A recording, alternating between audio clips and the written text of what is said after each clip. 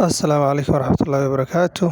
Kusoo dhawaada saaxiibayaal muuqaal aad iyo aad u qurux badan oo laga soo duubay buurta gacan libaax. Magacaygu waa Maxamed Yuusuf, halkaad naga daawanaysaana waa Maamuusa Media. Channelka subscribe saar haddaad hore nolol jeedinay, videoga like saar.